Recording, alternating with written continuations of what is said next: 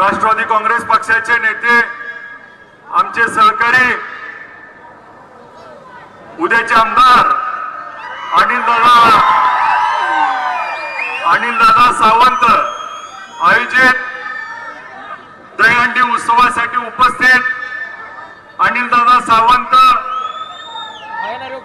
आमचे मार्गदर्शक नागेश काका भोसले, शिवसेनेचे नेते साईनाथ भाऊ अभंगराव, प्रतापजी गंगेकर, आमचे शेठजी राहुलजी शहा, राष्ट्रवादी काँग्रेस पक्षाचे सर्व पदाधिकारी, सर्व उपस्थित तरुण मंडळ, गोविंदा पथक आणि पंढरपूर वासीय तरुण सहकारी, वडीलधारी ज्येष्ठ आणि पत्रकार बंधू, गोविंदा खेळ हा ज्यावेळेस श्रीकृष्णाला आपल्या उंचीपेक्षा जास्त असलेलं देह लोणी घेण्यासाठी आवश्यक होतं, त्यावेळेस आपल्या सवंगड्याला सोबत घेऊन त्या सवंगड्याच्या सहकार्यातनं त्याच्यावरती चढून शिक्यातलं लोणी घेऊन हा आगळा वेगळा दहीहंडीचा खेळ मटक्यातलं लोणी घेण्यासाठी सुरू झालेला आज त्याचं प्रमाण आज आपल्या महाराष्ट्राच नव्हे तर देशभर त्या ठिकाणी गाजताना बघतोय. परवाच आपण बघितलं 10 थराची दहीहंडी करून विक्रम देखील आपल्या या दहीहंडीच्या माध्यमातून स्थापित झालाय. आज या दहीहंडीच्या बाबतीमध्ये मी एवढंच सांगतो, या दहीहंडी उत्सवाला भाऊ काका आपल्याला अशा पद्धतीने घेतलं पाहिजे की 10, 8, 4, 6 थर लावले जातात.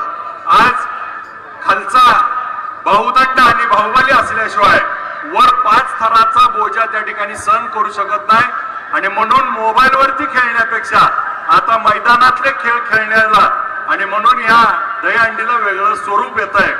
आणि अजून एक गोष्ट महत्वाची आहे दहीहंडीच्या माध्यमातून की आज आपल्यात काय चाललंय, वर जाणाऱ्याचा पाय वाढायचा, परंतु दहीहंडी उत्सव असा आहे की आपल्या खांद्यावर घेऊन आपल्या सहकार्याला वर न्यायचा.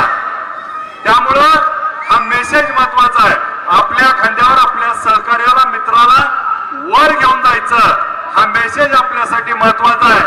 आणि या माध्यमातून आपण आपल्या सहकार्याला आपल्या मित्रांना आपण वरच्या थरावर जाऊन वरचा ध्येय गाठण्यासाठी आपण सहकार्य करूया. त्याच पद्धतीनं मला तर आपण सगळ्यांनी माढा मतदारसंघाने आमदार केलंय, पुढच्या वेळी आपण दादाला सहकार्य आणि सगळेजण मिळून या पंढरपूरच्या सर्वांगीण विकासासाठी आपली दहीहंडी करूया. 2024 ची दहीहंडी माढ्यामध्ये फोडली, 2025 ची दहीहंडी पंढरपूर नगरपालिकेची फोडूया.